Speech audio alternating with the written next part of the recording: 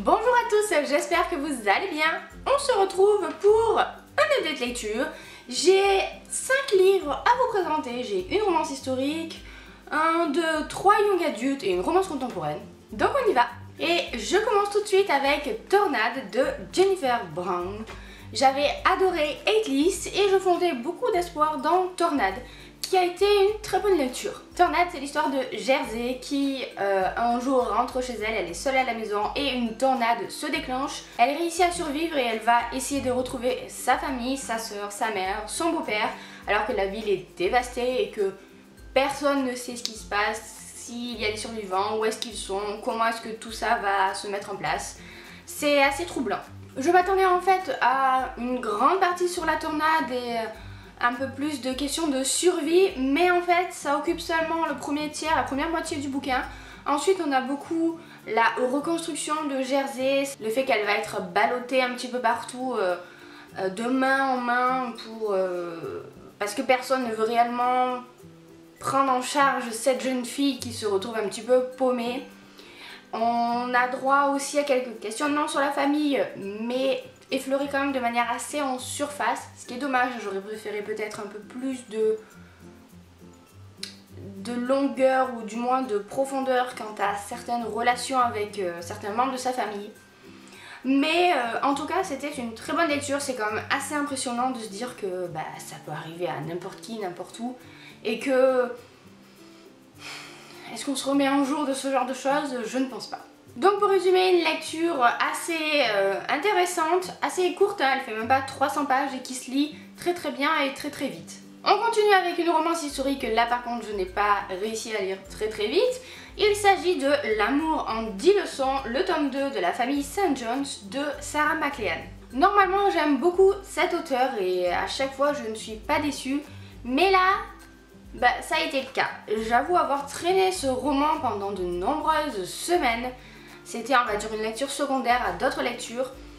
Et je l'ai fini un petit peu contraint et forcé, quoi. Pourtant, c'était pas mauvais, mais c'est juste que c'était un peu trop classique à mon goût. C'est l'histoire de Isabelle, qui est une jeune femme qui, en fait, héberge d'autres femmes qui sont un petit peu des parias de la société, de manière discrète, quoi, vous voyez, un peu secrète.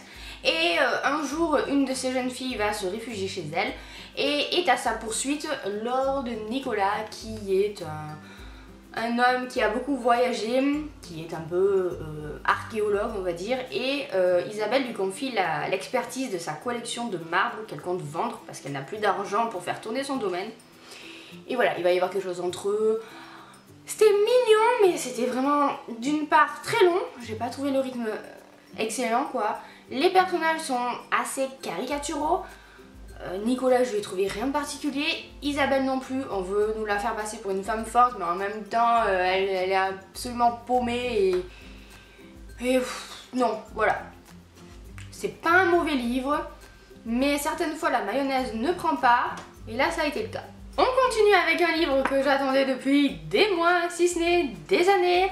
Il s'agit de Heartless de Marissa Meyer. Je pense que je n'ai pas besoin de vous présenter le résumé de cette histoire, je pense que vous l'avez déjà vu passer absolument partout en VO. Très rapidement, donc c'est une réécriture de la vie, de la jeunesse de la Reine de Cœur. Moi qui adore Alice au Pays des Merveilles, moi qui adore les réécritures de contes, je me suis dit oh là là, ce bouquin ça va être un coup de cœur assuré. Vu comme ça a été un coup de cœur pour les Chroniques Lunaires, qui est l'autre série de cet auteur, je me suis dit ça va pas manquer quoi.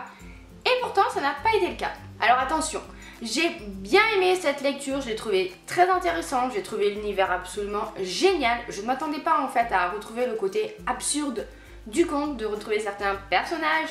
Je trouve que l'esprit court de cœur est très bien fait, le fait que on voit les courtisans, on voit les soldats, on voit les jardiniers, enfin les domestiques, par chaque, comment on appelle ça, chaque figure de carte quoi. Les carreaux c'est les courtisans, les piques c'est les soldats, les trèfles c'est les jardiniers et les cœurs évidemment ce sont ceux qui font partie de la cour.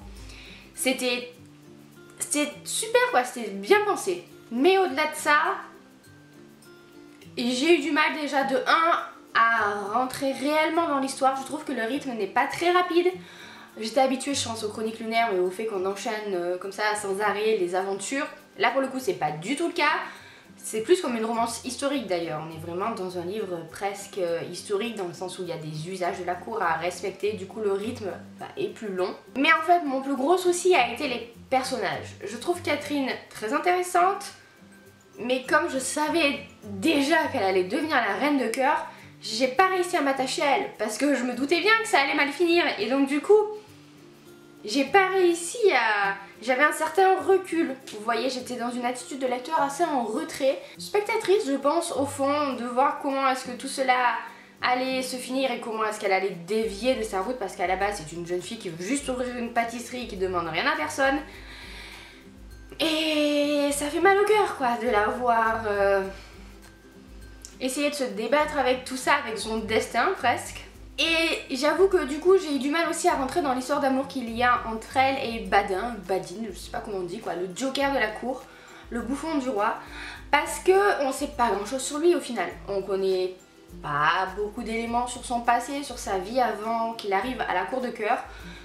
On sait pas non plus grand chose sur ses sentiments envers Catherine. Je vous avoue que pendant une grande partie du roman j'étais pas sûre qu'il était vraiment amoureux d'elle quoi. J'étais en train de me demander si c'était pas limite un espion ou j'en sais rien moi, quelqu'un pour... Enfin qui jouait avec elle quoi. Et la fin qui est vraiment très violente on va dire et très creepy m'a confortée dans le fait que j'ai bien fait de pas m'attacher au personnage. Pour résumer, ça n'a pas été le coup de cœur que j'espérais parce que j'ai pas réussi réellement à éprouver beaucoup de sympathie pour les personnages et vous savez que dans mes lectures c'est quelque chose de très important pour moi, hein, mais je trouve quand même que c'est un super bouquin, que la réécriture est très bien faite et que c'est un livre à lire pour tous les amoureux de l'univers de Carole. On continue avec un autre young adulte et il s'agit de Remade de Alex Scarrow qui est le premier tome d'une nouvelle trilogie. Cette histoire elle est quand même vraiment flippante. C'est du young adulte, mais c'est pas à mettre entre toutes les mains, âmes sensibles savent tenir. Concernant l'intrigue, il s'agit d'un virus qui, en quelques jours, ravage la planète. Il a une importance de propagation folle, quoi. Une vitesse surtout de propagation qui est quand même très impressionnante. Les gens meurent en 1 heure une fois qu'ils sont touchés, vous voyez. Et on va suivre particulièrement le personnage de Léo, qui est un garçon qui a, je sais plus, 16-17 ans, un truc comme ça, 17 ans je crois. Et qui va essayer de fuir avec sa mère et sa sœur le virus quoi. Il va se retrouver très proche du virus et d'un paysage de désolation absolument affreux et j'ai trouvé ça très addictif. Là pour le coup c'est un vrai page turner quoi, parce qu'on enchaîne les événements catastrophes, ça va très vite. Je dirais pas forcément qu'on arrive beaucoup par contre à éprouver énormément de sympathie pour les personnages parce que ça va très vite. Comme je vous disais, le rythme est quand même vachement rapide et on n'a pas le temps vraiment de se poser avec eux. Mais c'est absolument captivant et assez malsain.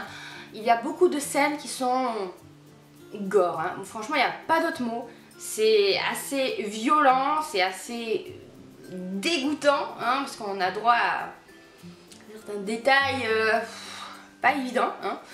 Mais ça se lit super bien, super vite et c'est très prenant. Du coup j'ai quand même hâte de lire la suite qui devrait sortir début 2018, il me semble que Casterman m'a dit. Donc voilà, une bonne lecture, un bouquin qui se lit très bien. Et si vous aimez vous faire peur et frissonner à la fois de peur et de dégoût, voilà, celui-là fera très bien l'affaire. Et on termine avec une romance contemporaine, j'ai lu Viens on s'aime de Morgane Moncomble, que l'auteur m'avait gentiment envoyé. Dans cette romance contemporaine, on va suivre Violette et Loan, qui sont meilleurs amis depuis 1 an à peu près. Quand ils se sont connus, Loan était en couple, et 1 an plus tard, lui n'est plus en couple, mais elle commence à l'être. Violette commence à s'attacher à son nouveau copain Clément, mais elle n'arrive pas à lui dire qu'elle est vierge, et elle va demander à Loan d'être son premier. Et voilà, je vous en dis pas plus, on va dire que globalement c'est ça l'intrigue. C'était une romance toute mignonne, très douce, très actuelle, je dirais. Elle fait quand même assez moderne puisque Loan et Violette sont en colocation, qu'ils sortent avec leur bande de potes, tout ça, ça fait... Voilà, ça fait très actuel. J'ai bien aimé le personnage de Violette qui est une jeune fille qui est très volubile, qui dit tout ce qui lui sort par la tête, quoi. Elle n'a pas de filtre, on va dire ça comme ça. J'ai un peu plus de mal à accrocher avec Loan, que j'ai trouvé trop parfait. Moi, les personnages qui sont un peu trop lisses, qui font toujours tout ce qu'il faut, qui disent exactement ce qu'on attend d'eux à chaque moment, voilà, je trouve ça pas très réaliste. Là, c'était un petit peu ça, ce qui m'a empêché réellement de l'apprécier, bien qu'il m'ait fait beaucoup penser à mon mari, évidemment. Attention, hein, je dis pas qu'Alexis est parfait, hein, loin de là. La romance qu'il y a entre tous les deux est mignonne. J'ai trouvé que l'histoire que Violette n'ose pas dire à son copain qu'elle est vierge et que du coup elle demande à son meilleur ami d'être son premier, ça tenait pas vraiment la route. Par contre, je veux dire, la nana elle a peur de perdre son copain qu'elle connaît à peine depuis quelques semaines, mais elle a pas peur de mettre en danger sa relation amicale hyper importante pour elle. Voilà, je trouve ça un petit peu bizarre, ce qui m'a parfois dérangé dans ma lecture, mais ça reste quand même très mignon. J'aime beaucoup la relation qu'ils ont tous les deux, la manière qu'ils ont de se comprendre sans se parler, c'est mignon. J'ai été par contre agréablement surprise par le dernier tiers du bouquin, quand on arrive à la fin et qu'il y a un petit événement qui, je trouve, amène un peu plus de profondeur à l'histoire et rend les personnages un peu plus sérieux. Ça, j'ai trouvé ça intéressant. Du coup, je vous la conseille si vous avez envie d'une romance légère, moderne, mignonne quoi, voilà, ça pourrait bien faire l'affaire, c'était pas mal. Et voilà, on en a terminé avec cette vidéo, j'espère qu'elle vous a plu. N'hésitez pas à me dire si vous avez lu ces livres-là, ce que vous en avez pensé à votre tour. Et sur ce, moi je vous laisse, je vous fais plein de bisous, je vous souhaite de très bonnes lectures et à bientôt dans une prochaine vidéo.